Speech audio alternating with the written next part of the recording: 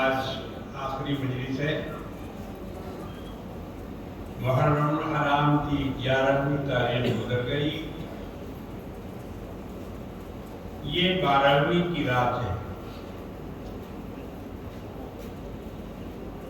میں نے کوشش کی تھی کہ یہ عاشورہ تک اس کا اختتام ہو جائے، مگر ایک دن 11 پڑھانا پڑا۔ ابھی بھی پتہ نہیں آج اس کا ہم اختتام کر پائیں گے یا نہیں۔ امید تو یہی ہے کہ انشاءاللہ بہرحال 5 دن میں چاروں خلفائے کرام کا بیان ہو گیا۔ ان کو خلفائے راشدین کہتے ہیں۔ نبی کریم صلی اللہ علیہ وسلم کے یہ 4 ساتھی ہیں، ان کا نام مسلمان کے بچوں کو یاد رکھنا چاہیے۔ کرکٹ کے پلیئروں کا نام یاد ہے۔ سری لنکا میں کتنا پلیئر ہے، انڈیا کا کتنا پلیئر ہے، ویسٹ انڈیز کا کتنا پلیئر ہے، کرکٹر ہے۔ ہمارے بچوں کو سب زبانی آتی ہے، لیکن رسول کے کتنے خلیفہ ہیں اس کو بہت کم بچے بتا سکیں گے، مدرسوں میں پڑھنے والے بتا دیں گے، لیکن اسکول کالجوں کے لوگ جو انگلش اسکولوں سے پڑھ کے گئے ہیں، ان لوگوں کے اندر دینی معلومات نہیں ہے۔ اسلام کے ہیروؤں کو وہ نہیں پہچانتے، فلم کے ہیرو کو تو پہچانتے ہیں، مگر جو اسلام کے ہیرو ہیں، جنہوں نے اسلام کو اپنے خون سے سینچا ہے، اس باغ اس چمن کو سجایا اور سنوارا ہے، اور اس دین کو پوری دنیا والوں تک پہنچایا ہے، ان کے بارے میں آج کا مسلمان، خاص طور سے نوجوان، اسکولوں اور کالجوں میں پڑھنے والا بالکل بے خبر، بالکل بے علم ہے۔ اس لیے ہماری کوشش یہ ہوتی ہے اس بیان سے کہ لوگوں کو زیادہ سے زیادہ دین کی، تاریخ اسلام کی معلومات ہو۔ ہم یہاں مکھی پہ مکھی مارنے نہیں بیٹھے کہ جو واقعہ آپ نے ہزاروں بار سن لیا ہے پھر اس کو بیٹھ کے ہم دہراتے رہیں۔ کہانی سنانے کا اسٹیج یہ نہیں ہے۔ اگر کہانی سننا ہے تو کہیں اور چلے جاؤ، جہاں کہانیاں بنانے والے بڑے مزے سے کہانیاں گڑھ بھی رہے ہیں، بنا بھی رہے ہیں، بتا بھی رہے ہیں۔ نہ اس کا کوئی ہاتھ ہے، نہ پاؤں ہے، نہ اس کا کوئی سرا ہے۔ لایعنی باتیں، فضول باتیں، بیکار کی باتیں، بکواس، شہادت کے نام پر، کربلا کے نام پر اکثر ایسے ہی ہو رہا ہے۔ 2-4 کتابیں پڑھ لیتے ہیں، شہید کربلا، آمنہ کا لال، فاطمہ کا چاند، اس طرح کی کتابیں، یا فٹ پاتھ پر بکنے والی داستان کربلا، جی تو اس طرح کی کتابیں جو عام طور سے چلتی پھرتی کتابیں ہیں، یہ ہمارے واعظین اور ذاکرین اکثر انہی کتابوں کو دیکھ کر بیان کرتے ہیں، مگر حقیقت یہ ہے کہ ان میں سے زیادہ تر کتابیں اہل سنت والجماعت کی نہیں ہیں، ان کی کتابیں نہیں ہیں، وہ ان کے مخالفین کی کتابیں ہیں۔ اب جیسے مثال کے طور پر ایک بات بتا دوں، سیدہ کا لال بہت مشہور کتاب ہے، کربلا کی تاریخ کے سلسلے میں بہت بکتی ہے، 50 سال پہلے چھپی تھی، مگر آج تک کتب خانوں میں آپ جائیے گا صحیح سیدہ کا لال کتاب نہیں ہے۔ علامہ راشد الخیری نے اس کتاب کتاب کو لکھا تھا. تو ایسا لگتا ہے کہ کسی سنی نے لکھا ہے. خلفاء کا حال بھی لکھا ہے شروع میں، ابو بکر، عمر، عثمان، علی. آپ کے ہاتھ میں لے کر کہا کہ بھائی یہ تو کالے کپڑے والوں میں سے نہیں ہے، یہ تو خلفاء کا بیان لکھ رہے ہیں، یہ تو عمر کا نام لے رہے ہیں، یہ تو ابو بکر کے حالات کی بیان کر رہے ہیں، تو ان کی کتاب کو پڑھنا چاہیے. مگر اس کے بعد جو ان کا قلم چلا ہے اور ان کا گھوڑا اڑا ہے تو اس کو یہ کٹھملا لوگ نہیں سمجھ سکے. کٹھملا نہیں سمجھ سکے. جبہ کبا تو پہن لیا انہوں نے، داڑھی بھی بڑھا لی، ہاتھ میں عصا چوبا بھی لے لیا، لیکن یہ نہیں بتا پائیں گے کہ یہاں کہاں کہاں اس نے ڈنڈی ماری ہے اور کہاں کہاں اپنے عقیدے کو اس نے ٹھوسنے کی کوشش کی ہے اہل سنت والجماعت کے جماعتوں میں. اسی کتاب کو پڑھ کر میں اس وقت نوجوان تھا، میں نے جب پہلی بار اس کتاب کو پڑھا تو مجھے کچھ شک ہوا کہ یہ آدمی سنی نہیں معلوم ہوتا. اور عام طور سے لوگوں کے ہاتھ میں نے وہ کتاب دیکھی، جتنے بیان کرنے والے، جتنے جلسوں میں جا کے شہادت کا ذکر کرنے والے اکثر بیشتر سیدہ کا نعرہ پڑھتے اور اس کے حالات اور اس کے واقعات کو بیان کرتے. مجھے شک ہوا. میں کلکتہ کے بہت ہی نامور اور مقتدر عالم دین حضرت مولانا حکیم محمد زمان الحسینی اللہ ان کی مغفرت فرمائے، ان کے قبر کو نور سے بھرے، ان کے مطلب میں برابر جایا کرتا تھا، بیٹھتا تھا وہاں جا، اور مجھے بہت مانتے تھے. حضرت بہت مانتے تھے. وہ کہتے تھے کہ میرے بیٹے تو تم ہی ہو، حالانکہ مجھے اور بھی بیٹے ہیں تھے، لیکن وہ مجھ کو کہتے تھے کہ تم ہمارے بیٹے ہو.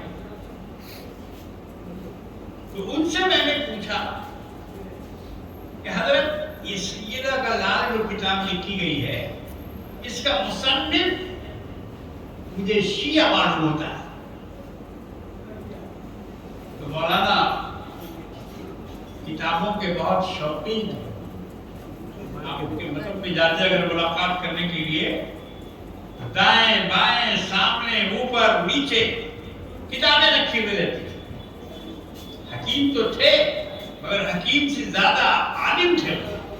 حکیم بعد میں تھے. یہ ذوق تھا ان کا کہ کتابوں کے ساتھ ہر وقت رہتے تھے. مطالعہ بڑا وسیع تھا. اس لیے میں نے ان سے پوچھا کہ حضرت ان کے بارے میں کیا خیال ہے آپ کا؟ حضرت نے فرمایا کہ تم ٹھیک سمجھے، یہ وہی ہے، یہ وہی ہے، یہ ہمارے عالم نہیں ہیں، ہمارے طبقے سے ان کا تعلق نہیں ہے. تو یہ حال ہے آج کل لوگوں کے ایمان اور ان کے عقیدوں کو بگاڑنے کا. آپ سمجھ رہے ہیں کہ شہادت کا بیان ہو رہا ہے مگر وہاں ابو بکر کی توہین کی جا رہی ہے، رسول کے ساتھیوں کے خلاف باتیں کی جا رہی اور ان کے مرتبے کو گھٹایا جا رہا ہے، ان پر کیچڑ اچھالا جا رہا ہے. موقع تو ملتا نہیں ہے زیادہ، ورنہ ابھی جو بیان آپ نے حضرت عثمان غنی رضی اللہ تعالیٰ عنہ کے بارے میں قائم بیت الرحمن کی زبانی سنا، اس کو 10 دن تک بیان کیا جائے تو نہیں ختم ہوگا. وہ قرآن جو شہادت کے وقت عثمان غنی کے ہاتھ میں تھا، آپ کا مبارک و مقدس خون اس کے اوراق پر گرا. اس اس کے ورقوں پر. اور جیسا کہ ابھی عبید الرحمن نے بتایا آپ کو کہ خون گرا اس آیت پر فَسَيَكْفِيكَهُمُ اللَّهُ وَهُوَ السَّمِيعُ الْعَلِيمُ. ان کی طرف سے اللہ کافی ہے اللہ. اللہ کفایت کرنے والا ہے, اللہ اس کا بدلہ لینے والا ہے. تو قرآن کہاں ہے معلوم ہے؟ جس پر خون گرا ہے وہ قرآن آج بھی موجود ہے. تاشقند کے میوزیم میں, رشیا تاشقند کے میوزیم میں وہ قرآن موجود ہے. رشیا میں جب انقلاب آیا, کمیونسٹوں کا غلبہ ہوا, تو اللہ نے اس قرآن کو وہاں سے منتقل کروایا. اور اس کے منتقل ہونے کا بھی ایک عجیب قصہ ہے, وہ میں اس وقت سنا نہیں سکتا. میرے سامنے مضمون بہت لمبا بھی ہے اور مجھے آج انشاءاللہ اس کو مکمل کرنا ہے. مگر وہ عجیب ڈھنگ سے تاشقند سے وہ قرآن نکالا. ایک جنرل نے, فوجی جنرل تھے. روس کے حالات تو بدل گئے, مسجدوں کو کلب میں تبدیل کر دیا گیا, شراب خانوں میں تبدیل کر دیا گیا, ڈانس گھر بنا دیا گیا, 70-80 ہزار مسلمانوں کو شہید کیا گیا. رشیا میں لینن کا جو انقلاب آیا, کمیونزم, مارکسزم, کارل مارکس کی تعلیم پر جو وہاں حکومت بنی, اس حکومت نے اسلام پر بہت ظلم اٹھایا. وہ لوگ جانتے تھے کہ ہماری راہ میں اگر کوئی رکاوٹ ہے تو صرف اسلام ہے. کمیونزم کا مقابلہ اگر کوئی کر سکتا ہے وہ صرف اسلام کر سکتا ہے. نہ ہندوازم مقابلہ کر سکتا ہے, نہ عیسائیت مقابلہ کر سکتی ہے, نہ بدھسٹ مقابلہ کر سکتے ہیں. یہ کمیونزم کا مقابلہ نہیں کر سکتے. کمیونزم کا مقابلہ صرف اسلام کر سکتا ہے. یہ ان کو اچھی طرح سے پتا تھا. اس لیے انہوں نے اسلام کے تمام نشانات کو مٹانے کی کوشش کی. مسجدوں کو توڑا, مدرسوں کو بند کیا, علماء, ہزاروں ہزار علماء کو قتل کیا, اماموں کو قتل کیا, قرآن کو جلایا اور پھاڑا. ایک بھی قرآن رشیا میں رہنے نہیں دیا. اگر کسی کے گھر سے ایک ورق نکل جاتا تھا اس کو راستے میں کھڑا کر کے گولی مار دی. جو ظلم رشیا میں ہوا, کمیونسٹ حکومت کو قائم کیا گیا, مسلمانوں کے خون کی ندی بہا کر مسلمانوں کی لاشوں پر کمیونزم کی بنیاد کھڑی کی گئی. تاریخ کو پڑھو, اپنی تاریخ کو پڑھو, کیا کیا گزری ہے مسلمانوں پر, اہل ایمان پر, اللہ کے ماننے والے اور اللہ کو سجدہ کرنے والوں کے ساتھ کیا پیش آیا اس دنیا میں. اس دنیا والوں نے ان کے ساتھ کیا سلوک کیا, آج بھی کیا کر رہے ہیں. کیا آج مسجدوں کو توڑا نہیں جا رہا, آج مدرسوں کو توڑا نہیں جا رہا, کیا آج لوگوں کو شہید نہیں کیا جا رہا, کیا لوگوں کو گولی مار نہیں دی جا رہی, کیا ان کو لے جا کے جیل میں ہتھوڑی لگا کر بند نہیں کیا جا رہا. قصور کیا قصور ہے؟ ایک ہی قصور ہے, لا الہ الا اللہ محمد رسول اللہ. اس کے علاوہ کوئی قصور نہیں. بے قصور ہے وہ, بے قصور ہے وہ.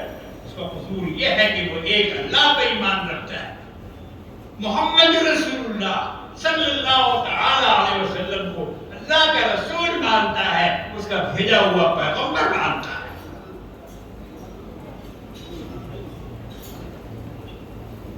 میرے بزرگوں اور دوستوں, بات دور چلی گئی. سیدنا عثمان غنی رضی اللہ تعالیٰ عنہ کا وہ قرآن, ایک فوجی جنرل نے اس کو وہاں سے نکالا, ورنہ وہ لوگ اس کو بھی جلا دیتے, اور نکال کے کس طرح سے اس کو دوسرے ممالک تک پہنچایا گیا. وہ ایک بڑا لمبا قصہ ہے. ایک ریل کا انجن انہوں نے اپنے قبضے میں لیا, ریلوے سے رابطہ کر کے کہ ہمیں ایک جگہ بہت ایمرجنسی جانا ہے, اور اس ریل کے انجن میں اس قرآن کو رکھا لپیٹ کر, اور انجن کو وہاں سے دوڑایا یہاں تک کہ رشیا سے نکالا, رشیا سے نکال کر ترکی پہنچایا. تو کاپی میوزیم اس کا نام ہے. آج وہ قرآن وہاں رکھا ہوا, تاشکند میں نہیں ہے. کس طرح سے اللہ نے اس کو بچایا, اور آج کس طرح سے وہ تو کاپی میوزیم استنبول میں وہ قرآن جس کی تلاوت کر رہے تھے سیدنا عثمان غنی رضی اللہ تعالیٰ, تلاوت کی حالت میں آپ کی شہادت ہوئی. بات کہے میرے بزرگوں اور دوستوں, اس طرح کے شہادت کے واقعات اسلام میں بہت ہیں.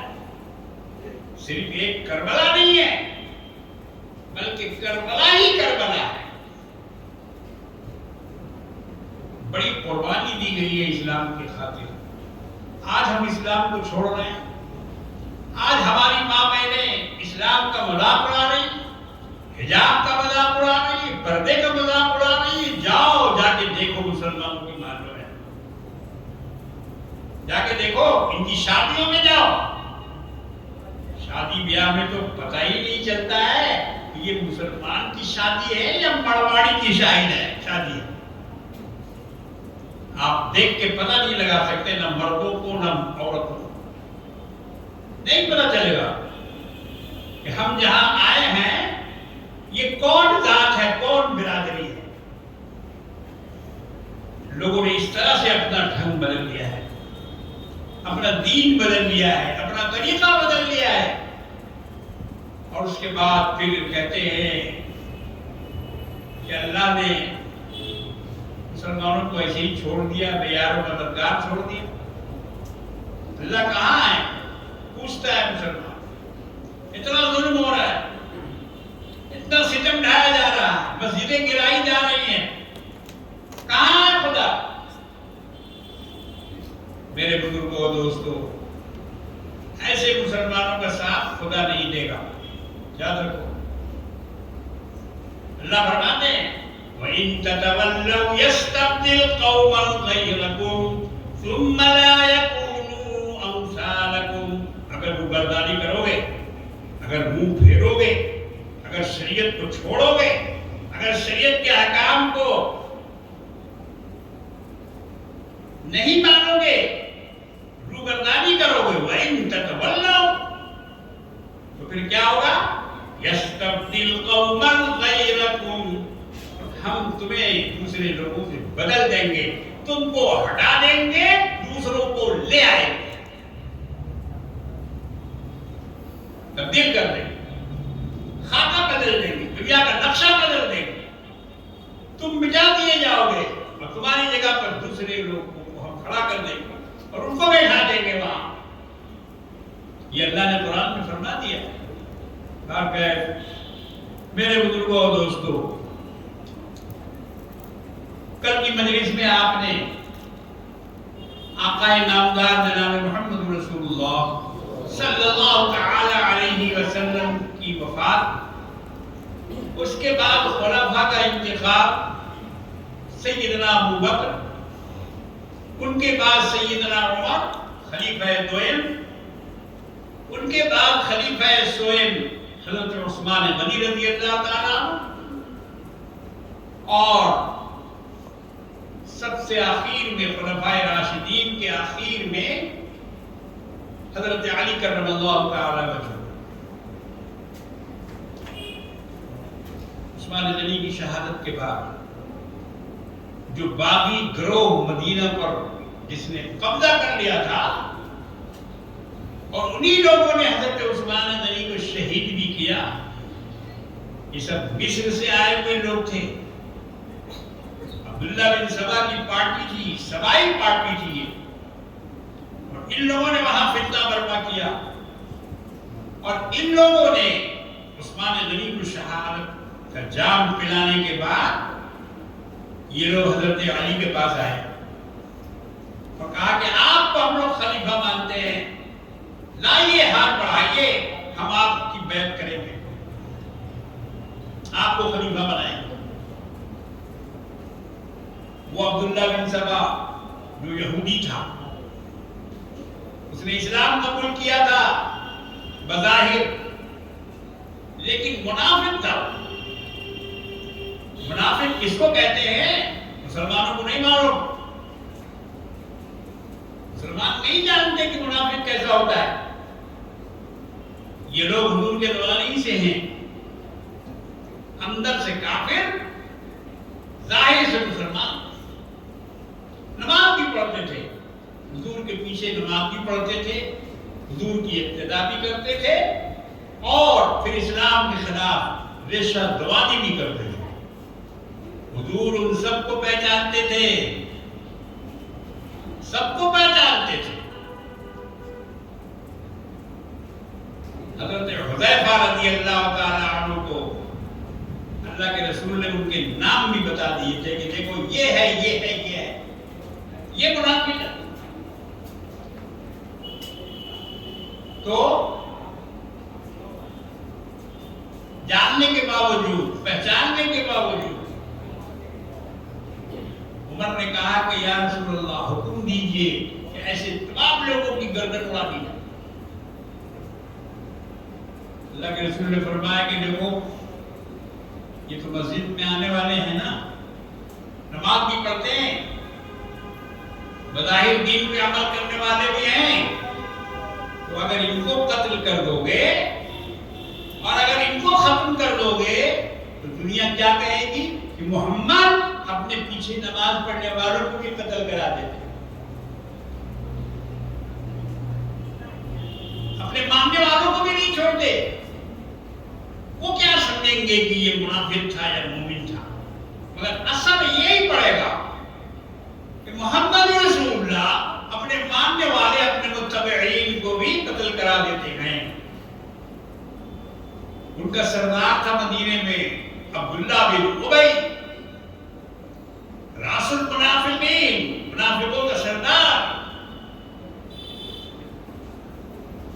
مرنے کے پہلے اس نے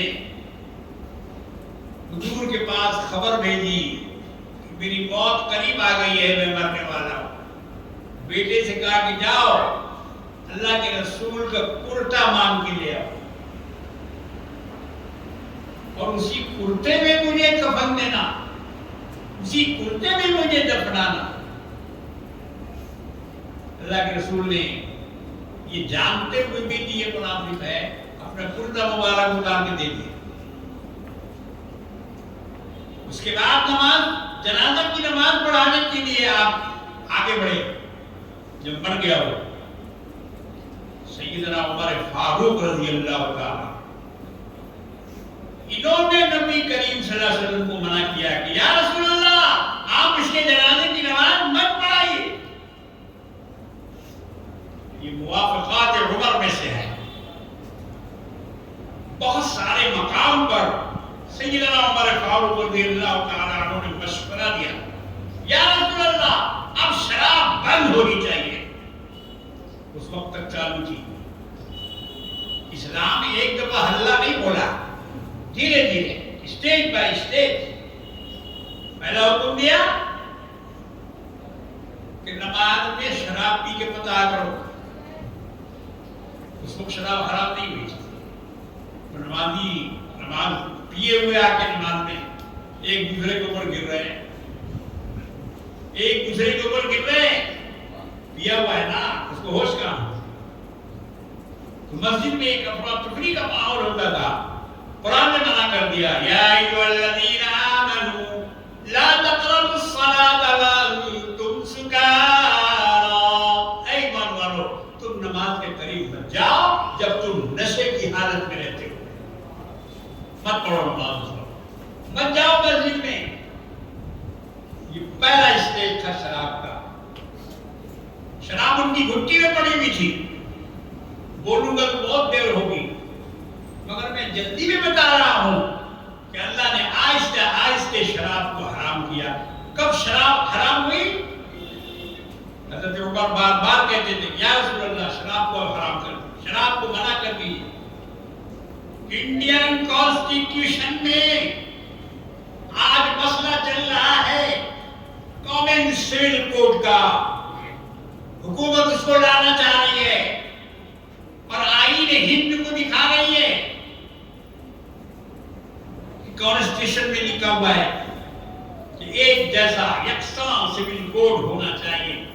तो उनको ये पैराग्राफ तो याद है, लेकिन उसी के नीचे लिखा हुआ है कि शराब पर मुकम्मल पाबंदी लगाना चाहिए। उसको हुकूमत दिकार गई और उसको पी गई, उस पर कोई नहीं बोल रहा है। कॉमन सिविल कोड पर बोल रहे हैं, उस पर चारों तरफ चर्चे हो रहे हैं, बातें हो रही हैं। अब उसका फैसला भी आने वाला है। लॉ कमीशन ने जो लास्ट डेट दिया था वो डेट खत्म हो चुकी। अब सामने से हटो जल्दी, नहीं चाय वाला किनारे से दो। मेरे भाइयों, तो एक चीज जो उसमें और लिखी हुई है, हिंदुस्तान में शराब पर पाबंदी लगनी चाहिए। आज तक उसको किसी ने नहीं छुआ। शराब पी जा रही है, पिलाई जा रही है, मगर हजरत उमर ने कहा इस पर पाबंदी लगनी चाहिए। कब पाबंदी लगी? पहले तो ये मना हुआ शराब पी के बताओ, मस्जिद में बताओ, नमाज के हालत में बताओ, मगर उसके बावजूद भी दूसरी जगहों को वो शराब जारी रही। अल्लाह तबारक व तआला ने कुरान मजीद में फिर दूसरी जगह फरमाया, ये सेकंड स्टेज। पहला स्टेज तो वो था कि नमाज में बताओ। सेकंड स्टेज वयसलूनका अनिल खमरि वल मैसिर, लोग आपसे शराब और जुआ के बारे में सवाल कर रहे हैं, पूछ रहे हैं कि क्या है, ये करना चाहिए कि नहीं करना चाहिए। कुल फीहिमा इस्मुन कबीर, कह दीजिए इन दोनों में बहुत बड़ा गुनाह है। वमनाफिउ लिन्नास, लोगों के लिए थोड़ा सा नफा भी है, नफा भी है, लेकिन जो उसका गुनाह है वो उससे बड़ा है। इतना बोल के छोड़ दिया कुरान ने।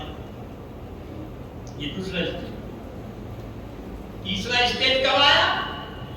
जब अमीर हमजा रज़ी अल्लाह तआला अन्हु ने हजरत अली का ऊंट पकड़ा और दो चार आदमी थे उसमें शामिल, और पकड़ कर ले जाकर मीर अली ने उसको ज़बह किया और खूब गोश्त कलेजी सब निकाल के भून के खा रहे हैं और शराब पर शराब चल रही है, बोतल पर बोतल डाली जा रही है। खराब नहीं हुआ था? अमीर हमजा भी उसमें शामिल थे। वो ऊंट किसका था? सैयदना अली मुर्तज़ा करमल्लाहु तआला वजहहु। जिहाद के लिए उन्होंने रखा था, जंगों में जाने के लिए रखा था। और उसी ऊंट को पकड़कर उन लोगों ने दबा कर दिया। आराम से मजे से उसकी कलेजी भून भून के खा रहे हैं और ऊपर से पी भी रहे। इसी को बोलते हैं खाना पीना।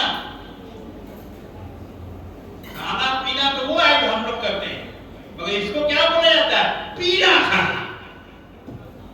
वारे उर्दू ज़बान, अगर खाना पीना बोलो तो वो खाने पीने में शामिल है, लेकिन अगर पीना खाना बोलो तो वो शराब में शामिल। बोले लड़का पीने खाने वाला, क्या मतलब है? शराबी है। लेकिन अगर खाता पीता कहा जाए कि खाता पीता है घराना, मतलब ये है कि मालदार है। बात देखिए, अगर उसको इधर से पढ़ दो तो दूसरा मतलब, उधर से पढ़ो तो दूसरा मतलब। तो खा भी रहे थे और पी भी रहे थे। किसी ने जाके हज़रत अली से कहा कि अरे खबर लो अपने ऊंट की, अली तुम्हारा ऊंट तो गया, तुम्हारा ऊंट गया। और ये लोग इस तरह से कर रहे हैं। सैयदना अली मुर्तज़ा करमल्लाहु तआला वजहहु फौरन हुजूर नबी करीम सल्लल्लाहु अलैहि वसल्लम के पास गए। या रसूल अल्लाह, आपके चचा अमीर हमजा ने ये काम किया, अमीर हमजा ने ये काम किया और उनके साथ और भी लोग हैं। जब हुजूर के पास केस आया, कहा कि अच्छा चलो देखते हैं। گئے دیکھا تو سب کے سب کی آنکھیں لال لال ہیں. شرابی کی آنکھ لال ہو جاتی ہے. بہت سے شرابی آنکھ سے پہچانے جاتے ہیں. جی اللہ کے رسول نے فرمایا کہ تم لوگ یہ کیا کر رہے ہو؟ تو کوئی تو نہیں بولا مگر امیر حمزہ رضی اللہ تعالی عنہ نے بہت سخت جواب دیا. کہا کہ جاؤ، کیوں آئے ہو یہاں؟ کس کو کہا؟ اللہ کے رسول. کیوں آئے ہو یہاں؟ جاؤ، تم تو ہمارے باپ کے غلام، ہم تمہاری بات مانیں گے. حضور نے دیکھا کہ وہ دوسری حالت میں ہے، آپ نے جواب نہیں دیا. حضرت عمر ساتھ تھے اور بھی 2-4 صحابہ ساتھ تھے. جب پلٹے وہاں سے واپس، چلو ابھی یہ لوگ دوسرے حالت میں. اسی وقت سیدنا عمر فاروق رضی اللہ تعالیٰ عنہ نے کہا کہ یا رسول اللہ، کیا شراب اب بھی نہیں حرام ہوگی؟ آپ کی شان میں گستاخی کی گئی، علی کا اونٹ مارا گیا، کیا ابھی بھی شراب حرام نہیں ہوگی؟ ابھی تھوڑی دور چلے تھے کہ جبریل قرآن لے کر نازل. یہ تھرڈ اسٹیج ہے شراب کے مکمل پابندی لگانے کا. یا ایھا الذین آمنوا انما الخمر والمیسر والانصاب والازلام رجس من عمل الشیطان فاجتنبوه لعلکم تفلحون. اے ایمان والو، رک جاؤ شراب پینے سے اور جوا کھیلنے سے پرہیز کرو. جب بات آگے بڑھی تو حضرت صلی اللہ علیہ وسلم نے بلال کو بلایا اور کہا کہ جاؤ مدینے میں اعلان کرو، آج سے شراب حرام ہو گئی ہے. مدینے میں جا کے اعلان کر دو کہ شراب حرام ہو گئی. گھر گھر میں شراب تھی، ٹنکی پر ٹنکی شراب تھی. کھانے کے پہلے شراب پیتے تھے، کھانے کے درمیان شراب پیتے تھے، کھانے کے بعد بھی پیتے تھے. شراب ان کی گھٹی میں پڑی ہوئی تھی. بچہ وہاں شراب کا عادی تھا. ایسی جگہ پر یہ اعلان ہوا کہ شراب بند، رک جاؤ شراب سے. جس کے ہاتھ میں گلاس تھا اس نے پھینک دیا، جس نے منہ میں لے لیا تھا اس نے گھونٹا نہیں، کلی کر لی. جس کے گھر میں شراب کی بھٹی تھی، بوتلیں تھی، ڈرام تھے، انہوں نے اپنے شرابوں کو بہانا شروع کیا. اتنی شراب بہی کہ مدینے کے گلیوں میں گھٹنوں تک شراب بہ رہی تھی. یہ تھا اللہ اور اس کے رسول کے حکم کا عمل. آج بولو نا امریکہ کے صدر کو کہ تم اپنے دیش میں شراب بند کر کے دکھاؤ، پابندی لگا. حالانکہ عیسائیوں کے یہاں بھی شراب حرام ہے، یہودیوں کے آگے حرام ہے، مگر وہ اس کو بند نہیں کر سکتے. مانیں گے نہیں لوگ. ایک دفعہ قانون بنا تھا وہاں کہ شراب نہیں پی جائے گی، نہیں بیچی جائے گی، حرام ہے، یہ ہے وہ ہے. ہزاروں کی تعداد میں شرابی لوگ باہر نکل آئے اور انہوں نے پروٹیسٹ کیا کہ ہم شراب پیئیں گے اور ہم سے شراب کو کوئی نہیں چھڑا سکتا. امریکہ کی حکومت کو اپنا تمام قانون بدلنا پڑا. شراب کو وہ پابندی آج تک نہیں لگا سکتا. مگر آؤ مدینہ کی گلیوں میں دیکھو کہ جب اللہ نے حکم دیا تو تمام شراب لوگوں نے راستوں میں پھینک دی. میرے بزرگوں اور دوستو، سیدنا علی مرتضی کرم اللہ تعالی وجہہ کے پاس وہ لوگ آئے. آپ ہاتھ بڑھائیے، آپ سے ہم بیعت کریں. اور یہ سب سبائی پارٹی کے لوگ تھے.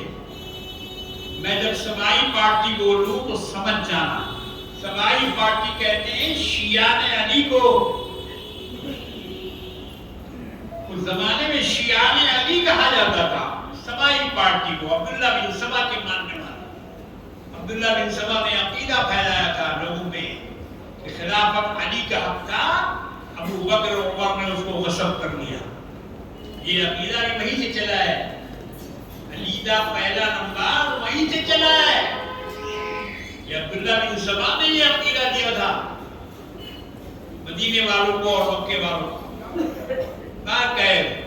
معاملہ بڑھتا گیا، سیدنا علی مرتضیٰ کرم اللہ تعالیٰ وجہ خلیفہ ہو گئے، مگر آپ کو ان لوگوں نے، اس پارٹی نے ایسا گھیرا چاروں طرف سے کہ چین نہیں لے رہی تھی، چین نہیں لے رہی تھی۔ 4.5 برس کی خلافت آپ کی رہی مدت، لیکن اس 4.5 برس کے اندر سیدنا علی کرم اللہ تعالیٰ وجہ کو صرف جنگ ہی جنگ سے سابقہ پڑا۔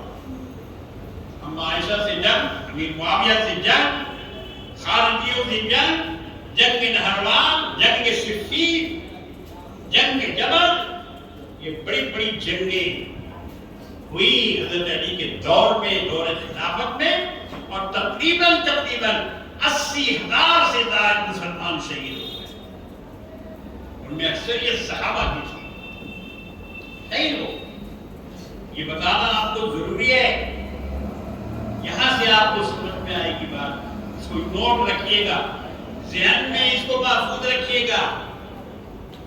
یہ 80,000 کی شہادت معمولی نہیں تھی، معمولی نہیں تھی۔ امیر معاویہ رضی اللہ تعالیٰ عنہ نے ملک شام میں اپنی خلافت کا اعلان کر دیا۔ حضرت علی نے ان کے ساتھ 2 مرتبہ صلح کی، اس کو بھی مت بھولیے گا۔ لوگ کہتے ہیں علی باغی تھے، یہ معاویہ باغی تھے، لوگ کہتے ہیں کہ معاویہ علی کے خلاف تھے اور علی کے اوپر ظلم کرنے والے تھے، بہت ساری باتیں۔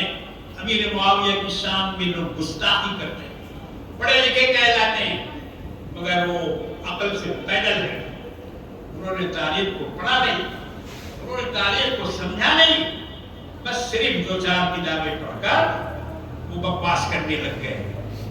مگر حقیقت یہ ہے کہ سیدنا حضرت علی کرم اللہ تعالیٰ وجہ نے امیر معاویہ سے 2 مرتبہ صلح کی۔ جن سے علی نے صلح کر لی، تم ان سے بغاوت کیوں کر رہے ہو؟ ان پر لعنت کیوں بھیج رہے ہو؟ تم بھی صلح کر لو، ارے جس سے علی کی صلح ہے اس سے ہماری بھی صلح۔ حضرت علی کو شہادت کا جام ان لوگوں نے پلایا، مدینہ چھوڑوا دیا۔ دارالخلافہ اب تک مدینہ تھا، مگر عثمان غنی رضی اللہ تعالیٰ عنہ کی شہادت کے بعد سیدنا علی رضی اللہ نے کہا کہ اب میں مدینے میں نہیں رہوں گا، مدینہ کی گلیاں خون سے رنگین ہو چکی ہیں، اب میں اپنے چلتے اس کو رنگین نہیں کروں گا۔ انہوں نے اپنا دارالخلافہ بدل دیا، مدینے سے کہاں چلے گئے؟ کوفہ، کوفے میں دارالخلافہ بنایا۔ حالانکہ سیدنا امام علی مقام حسن رضی اللہ تعالیٰ عنہ جو بڑے صاحبزادے تھے، حضور کے بڑے نواسے تھے، وہ ابا کے ساتھ ساتھ رہتے تھے، بڑا بیٹا ساتھ ساتھ رہتا ہے، اور بڑے بیٹے کو باپ کا علم اکبر ہوتا ہے، اس کا تجربہ بھی زیادہ ہوتا ہے، اس لیے بھائیوں کو چاہیے کہ بڑے کی بات مانا کرو، بڑے سے لڑو مت، بڑے کے ساتھ رہو، اس کی مدد کرو۔ سیدنا امام علی مقام حسن رضی اللہ تعالیٰ عنہ نے ابا کو منع کیا، ابا مدینہ مت چھوڑیے، مدینہ مت چھوڑیے، آپ یہی رہ کر سلطنت کا کاروبار، خلافت کا کاروبار چلائیے، مگر مدینہ سے نکلیے مت۔ مگر حضرت علی نے فرمایا کہ نہیں، اب تو نکلنا ہی ہو، میں مدینے کو اپنے خون سے رنگین نہیں کرنا چاہتا، اور مجھے معلوم ہے کہ یہ لوگ مجھے بھی نہیں زندہ چھوڑیں گے، اور وہی ہوا، وہی ہوا۔ ابن ملجم نام کا ایک خارجی، اس نے سیدنا علی مرتضیٰ کو نماز کے وقت، فجر کی نماز کے وقت پڑھتے جانے کے پہلے ابن ملجم نے حضرت علی کو شہید کیا۔ انا للہ و انا الیہ راجعون۔ حضرت علی کو شہید کرنے کے بعد لوگ حضرت امام حسن کے پاس آئے، اس وقت حضرت علی زندہ تھے، زخم کافی گہرا تھا، لوگ آئے کہ آپ آپ کے بعد ہم لوگ حسن کو خلیفہ بنا لیں؟ حضرت علی نے فرمایا کہ نہ میں تم کو اس کی اجازت دوں گا اور نہ میں تم کو منع کروں گا، نہ میں حکم دوں گا نہ منع کروں گا، تمہارا جو بھی چاہے کرو۔ لوگوں نے کہا حسن ہاتھ بڑھائیے، اب ہم لوگ آپ کو خلیفہ بناتے ہیں۔ حضرت حسن خلیفہ ہو گئے۔ یہ 5ویں خلفائے راشدین میں سے، ان کی خلافت راشدہ ہے 30 سال۔ 30 سال تک حضور کی حدیث ہے، پیشین گوئی ہے کہ خلافت 30 سال تک رہے گی اور اس کے بعد بادشاہت میں تبدیل ہو جائے گی۔ تو وہی ہوا۔ حضرت امام حسن رضی اللہ تعالیٰ عنہ نے خلافت کی بات پر سنبھالی، مگر یہی باغی گروہ آپ کے ساتھ بھی لگ گئے۔ اس نے امیر معاویہ سے جنگ کرانے کی کوشش کی، اس ٹولے میں کہا کہ چلیے امیر معاویہ باغی ہے، اس سے ہم لوگ لڑیں گے۔ سیدنا امام حسن رضی اللہ تعالیٰ عنہ فوج لے کے نکل گئے معاویہ سے لڑنے کے لیے، مگر راستے میں کچھ ایسے حالات آپ نے دیکھے اور آپ کی سمجھ میں بات آئی کہ یہی لوگ مجھے لے جا رہے ہیں، مگر یہ تو ایسا لگتا ہے کہ مجھے پکڑ کر امیر معاویہ کے حوالے کر دیں، حوالے کر دیں گے، یہ میرا ساتھ دینے والے نہیں ہیں۔ واپس ہو گئے، کہا کہ نہیں میں نہیں لڑوں، میں نہیں لڑوں۔ امیر معاویہ کے پاس صلح کا پیغام بھیجا کہ معاویہ ہم تم سے صلح کرنا چاہتے ہیں، خوب غور سے سنو ان باتوں کو، کام آئے گا۔ اگر کوئی بہکانا چاہے گا، اگر کوئی دماغ کو پھیرنے کی کوشش کرے گا تو یہ باتیں آپ کے کام میں آئیں گی۔ سیدنا امیر معاویہ رضی اللہ تعالیٰ عنہ صلح کے لیے تیار ہو۔ اللہ کے رسول نے پیشین گوئی کی تھی، ایک منبر پر جب حضور بیٹھ کے خطبہ دے رہے تھے، امام حسن آ کے بیٹھ گئے آپ کی گود میں۔ ابھی کے خطیبوں کو یہ جائز نہیں ہے کہ اپنا پوتا پوتی ناتی نتنی کو گود میں لے کے بیٹھے اور خطبہ پڑھے۔ بات جاہل خطیب اس طرح سے کرتے ہیں، ان کو معلوم نہیں ہے کہ یہ خصوصیت صرف جناب محمد رسول اللہ صلی اللہ تعالی علیہ وسلم کی تھی، آپ کے بعد اور کوئی نہیں ایسا کر سکتا ہے۔ حضور گود میں لے کے بیٹھے اور فرمایا لوگوں سے کہ دیکھو یہ میرا بیٹا سید ہے، ان ہاتھ اپنی سید، یہ میرا بیٹا سردار ہے، سید ہے، اور یہ مسلمانوں کے 2 گروہ میں لعل اللہ، مجھے اللہ سے امید ہے کہ یہ مسلمان کے بین الفئتین عظیم 2 گروہوں میں مسلمانوں کا گروہ حضور نے فرمایا اس میں یہ صلح کرائے۔ صلح ہو گئی۔ امیر معاویہ نے خط بھیج دیا، کاغذ بھیج دیا دستخط کر کے، شرط اس میں لکھ دیجیے، آپ جو شرط چاہتے اس میں لکھ دیجیے۔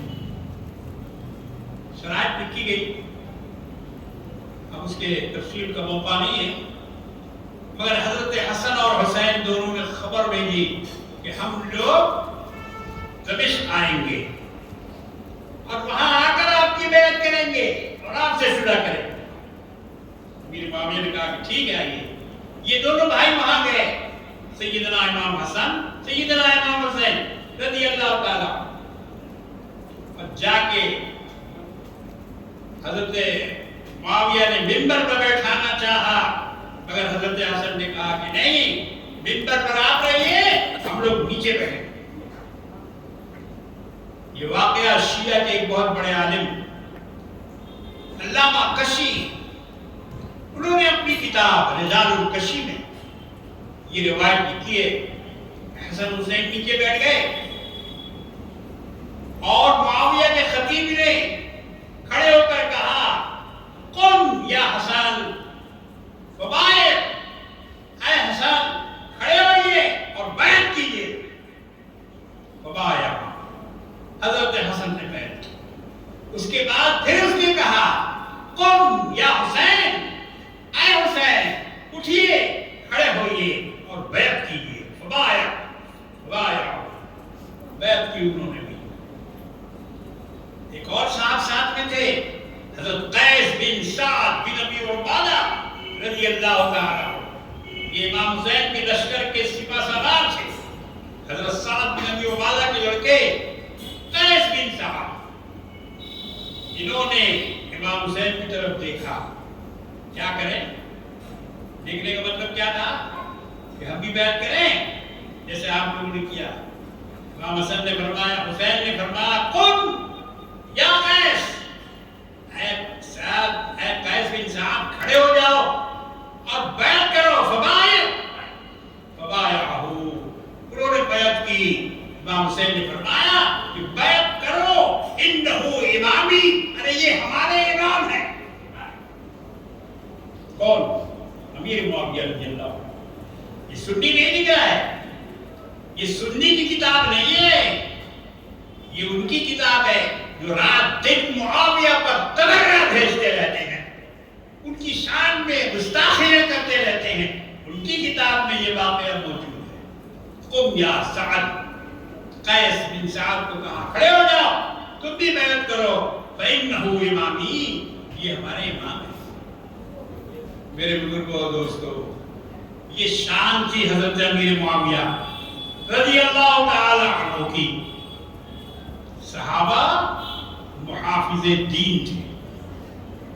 دین میں کوئی کمی آ جائے، دین میں کوئی رخنا پڑ جائے، دین میں کوئی خلل ہو جائے، یہ صحابہ برداشت نہیں کر سکتے تھے. حضرت عمر رضی اللہ تعالیٰ عنہ اپنے زمانے میں خطبہ دے رہے ہیں، فرما رہے ہیں کہ اے لوگوں میری بات سنو اور میری اطاعت کرو. ایک صحابی درمیان سے کھڑے ہوئے کہ عمر، نہ ہم تیری بات سنیں گے اور نہ ہم تیری اطاعت کریں گے. کہا کیوں؟ کہا کہ تمہارے بدن پہ جو کرتا ہے، جو کپڑا ہے، ہم کو بھی وہی کپڑا ملا تھا. جب غنیمت تقسیم ہوا تھا تو ہم کو بھی وہی کپڑا ملا تھا. میرا کرتا تو اس کپڑے سے بنا نہیں، تمہارا کرتا کیسے بن گیا؟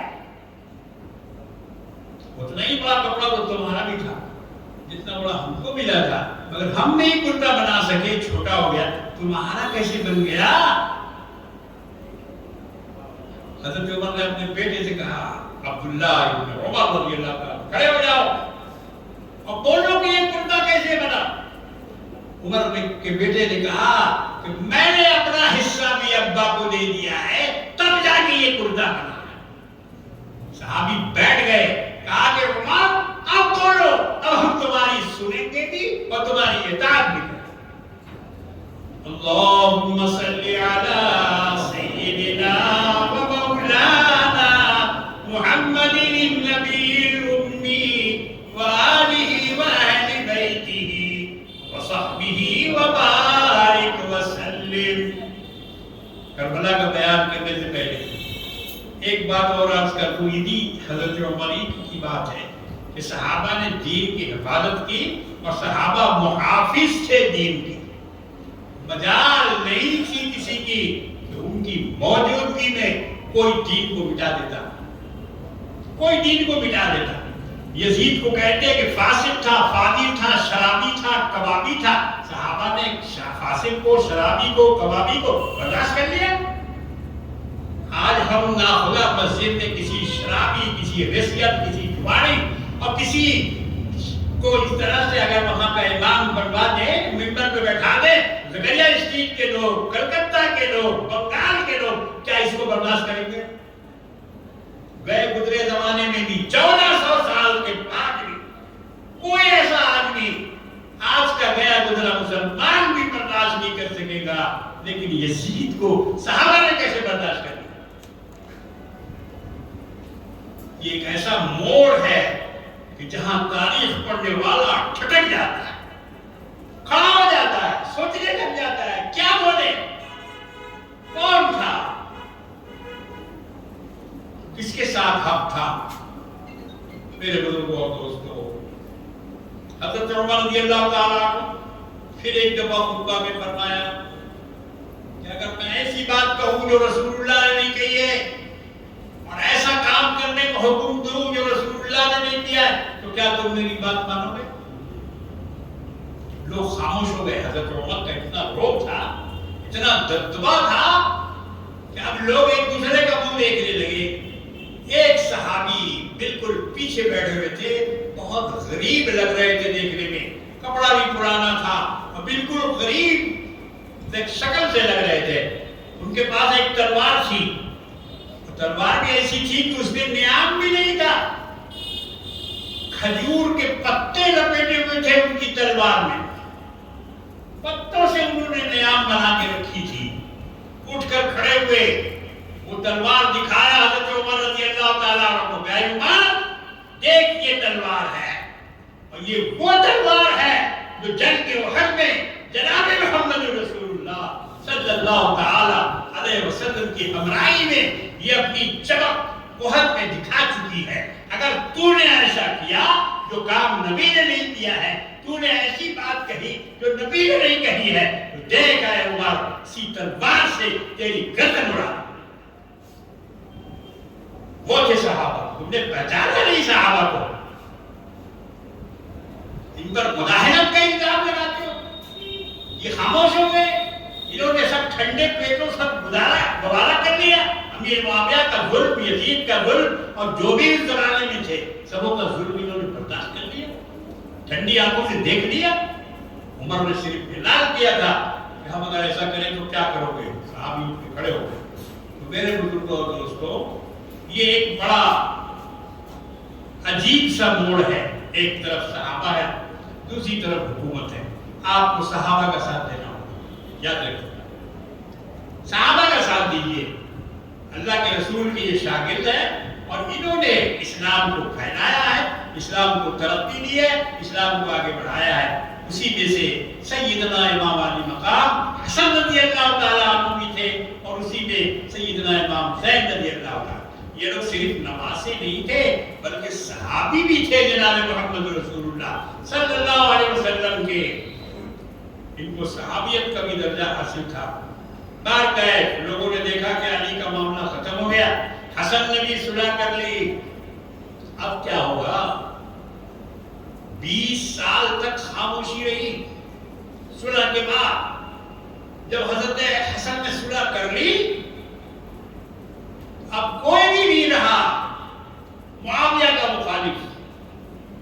معاویہ نے 20 سال تک حکومت کی, خلافت کی, 20 سال. اسی درمیان میں حضرت حسن کا انتقال ہو گیا,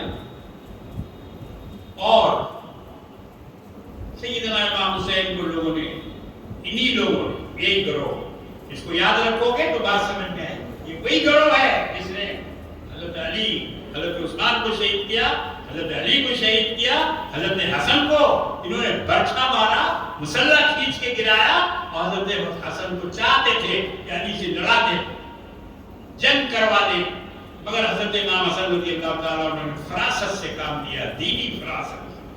اتقوا بفراست المومن, اللہ کے رسول نے فرمایا کہ مومن کی فراست سے ڈرو.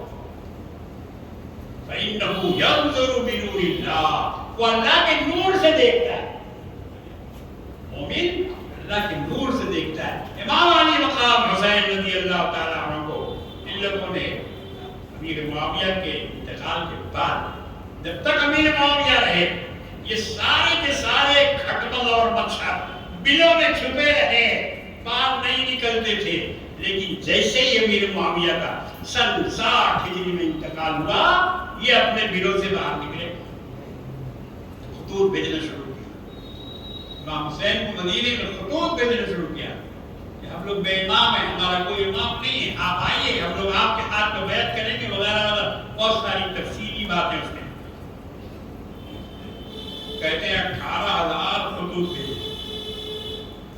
18,000 تعداد تو بہت مبالغہ کی معلوم ہوتی ہے, لیکن پھر بھی کثیر تعداد میں خطوط آئے.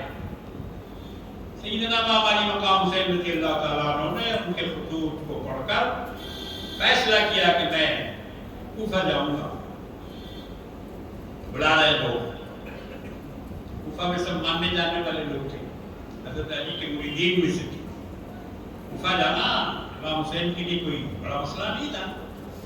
ارے اسی لیے تو گھر والوں کو بھی لے گئے, بال بچوں کو بھی لے گئے, جنگ کرنے گئے تھے.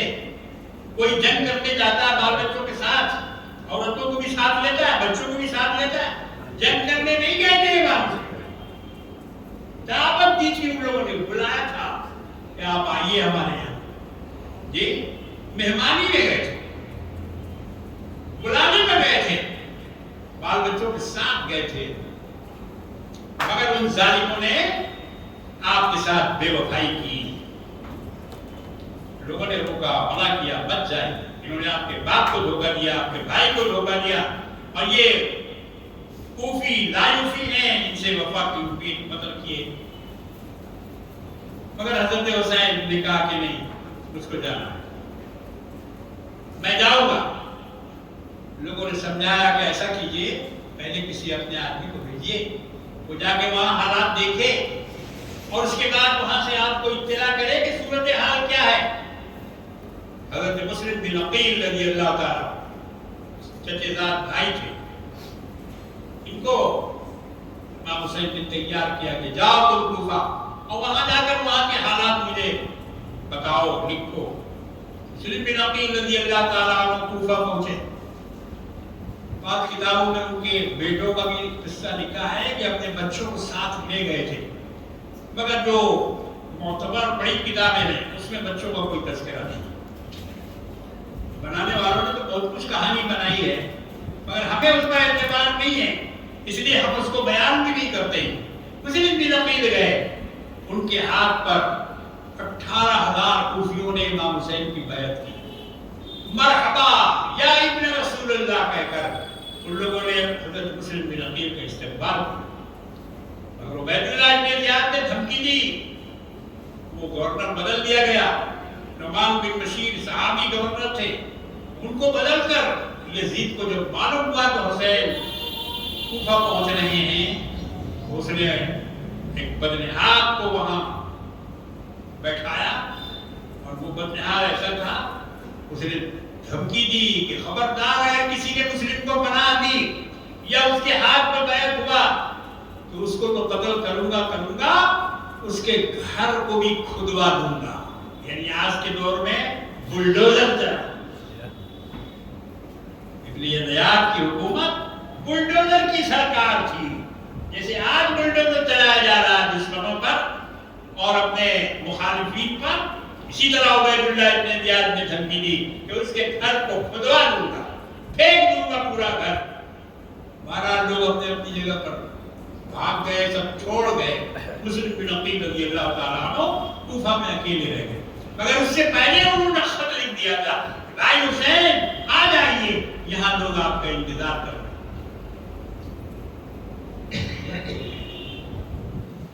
اللهم صل على سيدنا ومولانا محمد النبي الأمي وآله وأهل بيته وصحبه وبارك وسلم۔ وہ خط امام حسین کو ملا کہ بہت اچھی فضا ہے اور 18,000 کوفیوں نے میرے ہاتھ پر آپ کی بیعت کی ہے، چلے آئیے۔ حضرت حسین نے اس خط کو پڑھا اور کہا کہ خط آ گیا مسلم کا، اب میں جاؤں گا۔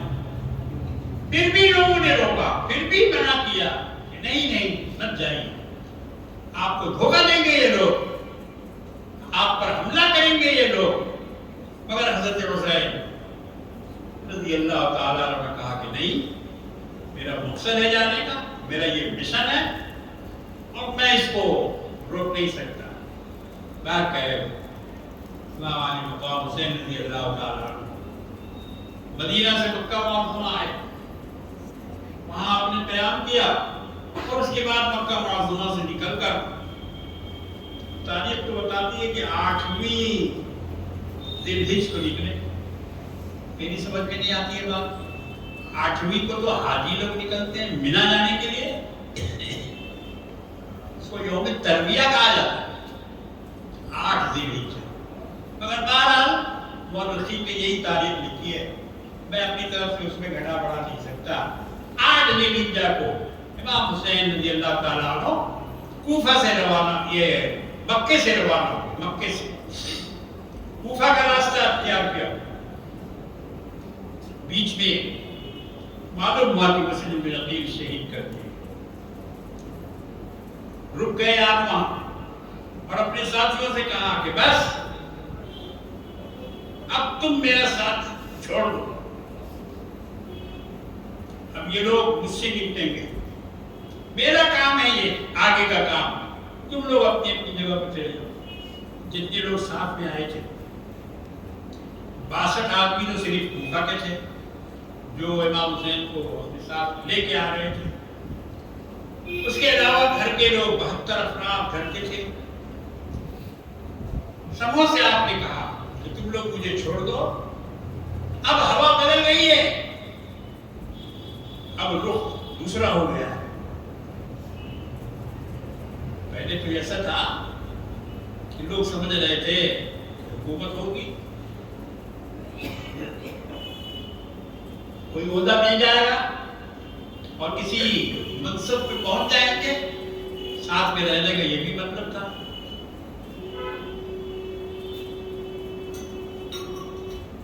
مگر جب ہوا پلٹی آہستہ آہستہ کر کے لوگوں نے سیدنا امام علی مقام حسین رضی اللہ تعالیٰ عنہ کا ساتھ چھوڑ دیا. کچھ لوگ تھے مخلص, وہ ساتھ دے رہے تھے, اور گھر والے تو تھے ہی, گھر والے تھے وہ کہاں جاتے. بات ہے امام علی مقام حسین رضی اللہ تعالیٰ 7ویں محرم کو کربلا پہنچے. ہر نے گھیرا, 1000 کا لشکر ہر لے کے آیا تھا, یزیدی فوج کا سپہ سالار تھا. اس کو یزید نے بھیجا تھا کہ جاؤ, مجھے معلوم ہوا ہے کہ حسین مکہ سے نکل چکے ہیں, تو جا کے ان کی پہرہ داری کرو اور ان کو لے کے آؤ میرے پاس تک. بہرحال حضرت حسین راضی نہیں ہوئے. کربلا کے مقام پر آپ نے قیام کیا, وہاں اور بھی فوجیں آئی. اب شیعہ حضرات نے تو اتنی تعداد لکھی ہے فوجوں کی کہ ہم کیا بتائیں, کروڑوں سے زیادہ, کروڑوں سے زیادہ. ان کی یہاں کتابوں میں اس کی تعداد ہے. میدان کربلا کو اپنی جگہ بھی نہیں, اور اتنے لوگوں کا سفر کر کے آنا ممکن بھی نہیں ہے, امپاسبل. سب کا کھانا, اناج, غلہ, پانی اور بہت سارے مسائل ہوتے ہیں فوج کے ساتھ. ایسے ہی نہیں فوج اٹھتی ٹوٹتی ہے چلی جاتی, پورا رسد رہتا ہے اس کے ساتھ. بہرحال جن لوگوں نے لکھا وہ بے دماغی سے انہوں نے اپنا کام کیا. 4500 فوج عمر بن سعد لے کر کربلا میں پہنچا.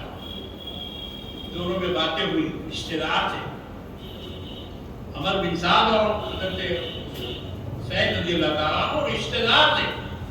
عمر بن سعد حضور کے ماموں کا بیٹا تھا. کربلا کے بیان میں ایسا ایسا موڑ آتا ہے کہ زبان خاموش ہو جاتی ہے. اس وقت آگے نہیں بڑھتا آدمی. مثال کے طور پر سیدنا زینب رضی اللہ تعالیٰ عنہ جو امام حسین کی بہن کربلا میں موجود تھی, ان کا مزار کہاں ہے معلوم ہے؟ دمشق میں ان کا مزار ہے. اور قبرستان کون سا ہے؟ بنی امیہ کا قبرستان ہے. دمشق میں بنی امیہ کے قبرستان میں جناب زینب دفن ہے جو ہمارے آقا حضرت امام حسین کی سگی بہن ہے, خاتون جنت فاطمہ زہرا رضی اللہ تعالیٰ عنہ کی بیٹی ہیں, امام حسین کی بہن ہے. ہماری سمجھ بھی نہیں آتا یہ سب کیسے ہوا, کیسے پہنچی دمشق, اور دمشق سے مدینہ واپس آئی بھی یا نہیں آئی. اگر آئی تھی تو پھر دمشق گئی. یزید کے گھر میں یزید کی بیوی ام محمد جناب زینب کی بہن تھی, سوتیری بہن تھی ام محمد, تو یزید کی بیوی تھی. میرا تو یہ خیال ہے کہ زینب وہیں رہ گئی ہوگی, اپنی سوتیری بہن کے پاس وہاں رہ گئی ہوگی. تبھی تو مزار پورا دمشق میں بنا ہوا ہے, اور تبھی تو بنو امیہ کے قبرستان میں دفن ہے. تو اس میں ایسا گڑبڑ ہے واقعات کربلا میں ہر آدمی اس کو نہ سمجھ سکتا ہے اور نہ اس پر اپنا فیصلہ دے سکتا ہے۔ میرے بزرگوں اور دوستو، عمر بن سعد نے جنگ کا تیر پھینکا، جنگ شروع کی، کہا کہ ہم تو آپ سے بات کرنے نہیں آئے، ہم کو تو آپ سے لڑنے کے لیے بھیجا گیا ہے، یا تو بیعت یا پھر جنگ، دو باتوں میں سے تیسری بات نہیں۔ حالانکہ حضرت امام نے کہا تھا کہ بھائی 3 شرطیں رکھی تھی، یا تو مجھے اپنے گھر واپس جانے دو، یا پھر مجھے کسی اسلامی سرحد کو بھیج دو، یا پھر مجھے یزید کے پاس لے جاؤ۔ دیکھو یہ بھی شرط تھی، یہ بھی شرط تھی امام حسین کی کہ گھر جانے دو یا اسلامی کسی سرحد پہ جانے دو، میں اپنی زندگی سرحد کی حفاظت کرتے ہوئے گزار دوں گا، اور یا پھر مجھے یزید کے پاس لے چلو، میں اس سے اپنا معاملہ طے کر لوں۔ اب وقتوں نے یہ تینوں باتوں میں سے کوئی بات نہیں مانی اور آپ کو میدان کربلا میں بال بچوں کے ساتھ بے دردی کے ساتھ شہید کر دیا۔ ایک صحابی ساتھی شہید ہوتے چلے گئے۔ دیکھو یہ کوئی جنگ نہیں تھی، ایک بات سمجھ لیں آپ، 72 آدمی سے 4500 کی فوج لڑ کے آئے گی، نان سینس، عقل میں آنے والی بات نہیں ہے۔ کروڑوں کی جو بات کرتے ہیں وہ خیر اس کا جواب وہی دیں گے، مگر 4500 کی بھی تعداد ہمارے نزدیک بہت زیادہ ہے 72 آدمیوں سے لڑنے کے لیے۔ معلوم یہ ہوا کہ یہ کوئی جنگ نہیں تھی، بلکہ اچانک شبخون مارا گیا تھا، اچانک شبخون مار کر اور ہر ایک کو قتل کر دیا، شہید کر دیا، اور خیمے کو بھی آگ لگا دی تاکہ وہ تمام خطوط جو کوفہ والوں نے بھیجے تھے وہ بھی جل جائے، کوئی ڈاکومنٹ نہیں رہے کہ ہم ہی لوگ ان کے بلانے والے ہیں۔ اگر یہ خطوط یزید کے ہاتھ لگ گئے تو ہم میں سے کسی کی خیر نہیں ہے۔ باقاعدہ ایک بہت بڑا حادثہ فاجعہ اسلام میں پیش آیا اور ظالموں نے باقی نبوت کے پھولوں کو اپنے ہاتھوں سے مسلا، وہ پھول جن کو اپنی کلیجے میں لگائے رہتے تھے، اپنے سینے سے لگائے رہتے تھے جناب محمد رسول اللہ صلی اللہ تعالی علیہ وسلم، ان کو ان لوگوں نے سبوں کو ختم کیا، شہادت کا جام پلایا۔ سیدنا علی اکبر رضی اللہ تعالیٰ عنہ جو ہمارے امام حسین کے بڑے صاحبزادے تھے، صورت اور شکل بالکل ہو بہو اپنے نانا جناب محمد رسول اللہ صلی اللہ تعالیٰ علیہ وسلم سے ملتے ملتے تھے۔ حضور کی وفات کے بعد اگر صحابہ کا دل چاہتا تھا کہ ہم رسول اللہ کی زیارت کریں تو وہ آ کر علی اکبر کو دیکھتے تھے۔ علی اکبر شکل و صورت میں بالکل اپنے نانا کی طرح تھے۔ ان ظالموں نے ایسی ایسی تصویروں کو تاراج کر دیا اور ان کو برباد کر دیا۔ انا للہ و انا الیہ راجعون۔ میرے بزرگوں اور دوستوں، اس کے بعد بھی بہت واقعات ہیں مگر ٹائم نہیں ہے، اب تو آج زیادہ بھی وقت ہو گیا، ختم کرنا تھا اس لیے تھوڑی دیر ہو گئی۔ میں آپ سے تاخیر کی معافی چاہتا ہوں اور میں یہ اعتراف کرتا ہوں کہ جس تفصیل کے ساتھ مجھے کربلا کے واقعات کو بیان کرنا چاہیے تھا، وقت کی کمی کی وجہ سے وہ باتیں میں نہیں عرض کر سکا، اور میرا خیال یہ ہے کہ اب اس کو مزید دہرانے کی ضرورت بھی نہیں ہے۔ اتنا سن چکے ہیں، اتنی مرتبہ دہرایا جا چکا ہے کہ اب مزید سننا بھی ایک مصیبت کا ذریعہ ہے، غم کو بڑھانے کا ذریعہ ہے۔ اسلام نے غم بڑھانے سے منع کیا ہے، غم تو ہمیں بھی ہے، آپ کو بھی ہے، سبوں کو غم ہے۔ یہ ایک بڑا غمناک سانحہ ہے جو کربلا میں پیش ہے۔ دعا کیجیے اللہ تبارک و تعالی ہم کو اور آپ کو صاحب استقامت بنائے